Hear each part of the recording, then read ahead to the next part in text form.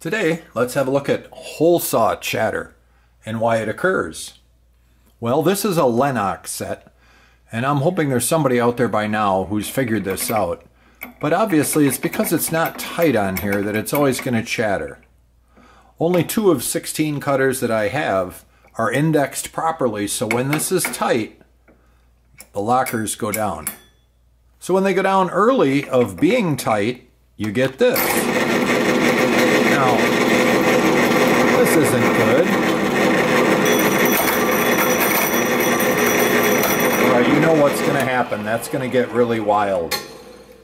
And that's even in a cut that I pre-did to try to allow it to mellow out, to actually be in a track.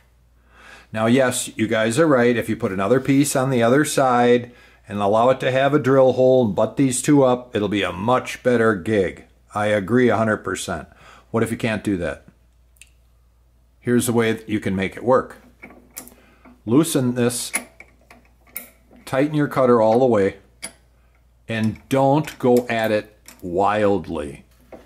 Gently and easily, and it'll stop all the chatter. Use an air gun on it to keep the heat down, and it works perfectly.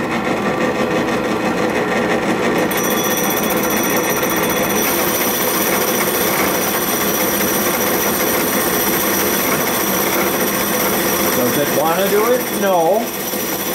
So you got to keep your feed rate really slow. But even though I'm taking off a little piece like this with no center drill, I'm pointing out that it's allowing it. And that's why I didn't have another piece here. It's showing you what you can really do if you play this little game here. It does not ruin your cutters either. If you're playing gently, if you will, and you don't force feed these, you're not overloading the joint, the actual threads itself. Now, even though I didn't use this, I'll tell you right now I can remove this easily because it's not going to be too tight because I did not force feed it. So right now, you can see that wasn't much load at all. Just don't force it. It works super good. Now, the best thing you can do for your cutters is keep them cool. So if you're spraying a lot of air at these things and keeping these gullets clear, you're allowed to keep your feeding continual. As soon as you have to come up and down and these gullets are all filled like that, you're going to overheat this cutter. So slow the cutter down. Sometimes what I'll do is I'll literally hold a toothbrush right on the edge here. So every time I come up with my cutter, I'll come up slow so it scrubs the side of the cutter and then back down. Scrubs the side of the cutter and back down.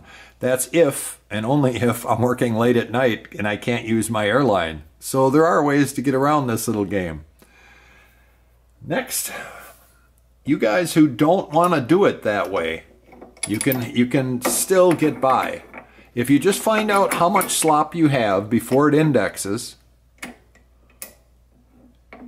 All right, so you're about a quarter turn. Kind of have an idea what that slop is there. Take a piece of duct tape. Hopefully it's the Gorilla duct tape, the thicker, if you have this much slop. And just put it on top of this piece here. Cut out your 3 holes so that everything lines up, and you can still screw it and make sure your threads won't get all sticky. And now you'll be able to drop this down, and once it's tight, they'll drop in. All based on what your spacer is inside. So play around. Maybe it's 2 pieces of thin duct tape that fits perfectly. But I've used that before too, and it does work. I've had to use it before when I'm drilling thick steel. And I don't really want to be drilling thick steel with this going on like this. You're going to get a lot of chatter, and I'm looking for a clean cut always. You guys try this. There won't be any burn. There's nothing. It's great. Long as you keep your teeth clean, works fantastic. Let me know what you think. Take care.